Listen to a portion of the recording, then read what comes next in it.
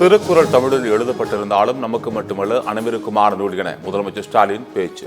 திருவள்ளுவருக்கு ஒவ்வாத சாயத்தை பூச முயற்சி நடப்பதாக குற்றச்சாட்டு.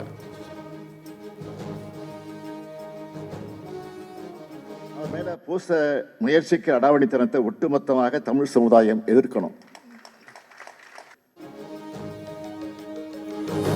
இலங்கை கடற்படையால் சிறைபிடிக்கப்பட்ட 7 ராமேஸ்வரம் மீனவர்களும் யாழ்ப்பாணம் சிறையில் அடைப்பு.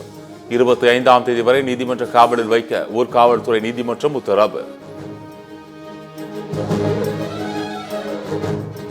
திமுகவில் உறுப்பினர் எண்ணிக்கை குறைந்துவிட்டதால் திமுக அரசு வீடு வீடாக பிச்சை எடுக்கிறது என இபிஎஸ் விமர்சனம். மக்களின் கதவுகளை உரிமையோடு தட்டுகிறோம். எடப்பாடி பழனிசாமியை போல அமித்ஷாவின் வீட்டின் கதவை தட்டவில்லை என உதயநிதி பதிலடி. நெல்லையில் பிரபல ஜவுளி கடையின் தரைதளத்தில் வாகன ரேடியேட்டர் வெடித்து கடை முழுவதும் பரவிய புகை. மக்கள் அலறி எடுத்து ஓடியதால் கூட்ட நெரிசலில் சிக்கி 3 பேருக்கு காயம்.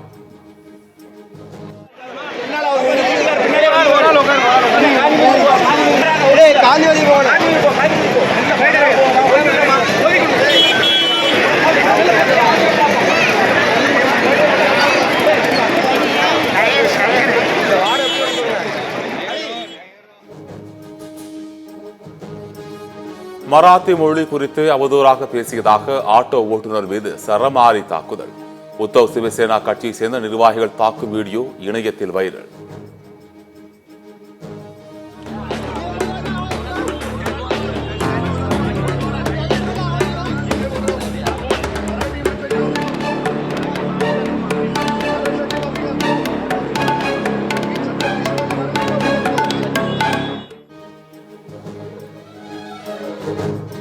திருவள்ளூர் அருகே தீ விபத்தில் தப்பிய 30 டேங்கர்களில் இருந்து டீசல் லாரிகளுக்கு மாற்றம்.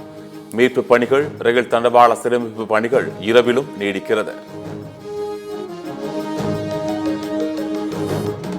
இலங்கை கடற்படையால் சிறைபிடிக்கப்பட்ட மீனவர்களையும் படகுகளையும் விடுவிக்க தூதரக நடவடிக்கை எடுக்க வேண்டும். வெளியுறவுத்துறை அமைச்சர் ஜெய்சங்கருக்கு முதலமைச்சர் ஸ்டாலின் கடிதம். மேட்டூர் அணையிலிருந்து டெல்டா பாசனத்திற்கு திறக்கப்படும் நீரின் அளவு குறைப்பு.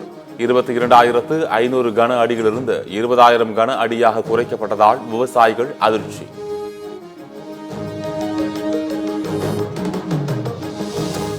கவிஞர் வைரமுத்து எழுதிய வள்ளுவர் மறை வைரமுத்து உரை எனும் நூலை வெளியிட்டார் முதலமைச்சர் மு க ஸ்டாலின். முதல் பிரதியை பெற்றுக் கொண்டார் முன்னாள் மத்திய அமைச்சர் ப. சிதம்பரம்.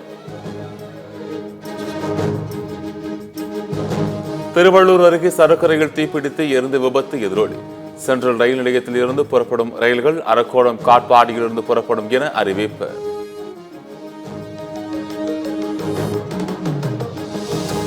நாடு முழுவதும் 74,000 ரயில் பெட்டிகள் 16,000 ரயில் இன்ஜின்களிலும் சிசிடிவி கேமரா பொருத்த ரயில்வே முடிவு.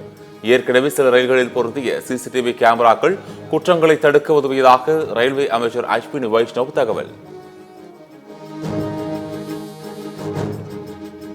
அதிமுக பாஜக கூட்டணி கொள்கை அளவில் மட்டுமல்ல செயல் அளவிலும் பொருந்தாத கூட்டணி என திருமாவளவன் விமர்சனம். சில கட்சிகளை உள்ளே எழுப்பதற்காக அமித்ஷா கூட்டணி ஆட்சி என்ற ஆசையை காட்டுவதாக பேட்டி.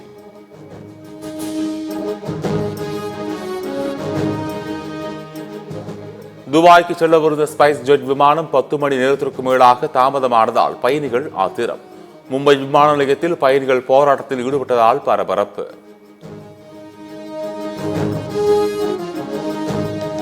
இமாச்சல பிரதேசத்தில் திடீர் நிலச்சரிவில் இருந்து உயிர் தப்பினார் முன்னாள் முதலமைச்சர் ஜெய்ராம் தாக்கூர்.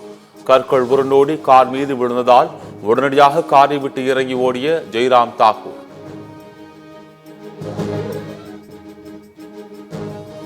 வரும் 15ஆம் தேதி சோனியா காந்தி தலைமையில் காங்கிரஸ் எம்பிக்கள் ஆலோசனை கூட்டம். நாடாளுமன்ற மழைக்கால கூட்டத்தொடரில் செயல்பட வேண்டிய விதம் குறித்து முக்கிய ஆலோசனை.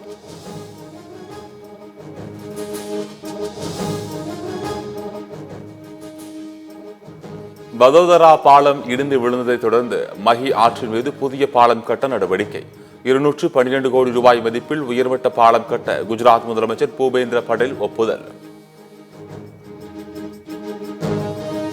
தமிழ்நாட்டில் இன்று அதிகபட்சமாக மதுரையில் 105 டிகிரி ஃபாரன்ஹீட் வெயில் பதிவு. சென்னை மீனம்பாக்கத்தில் 102 டிகிரி ஃபாரன்ஹீட் வெயில் கொளுத்தியது.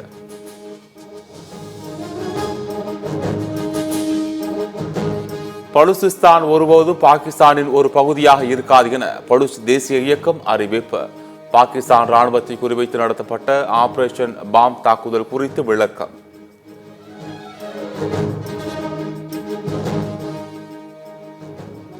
இங்கிலாந்து அணிக்கு எதிரான 3வது டெஸ்ட் போட்டியில் இந்திய அணி வெற்றி பெற 193 ரன்கள் இலக்கு. இங்கிலாந்து அணி முதல் இன்னிங்ஸில் 387 ரன்கள் எடுத்த நிலையில் 2வது இன்னிங்ஸில் 192 ரன்களுக்கு ஆல் அவுட்.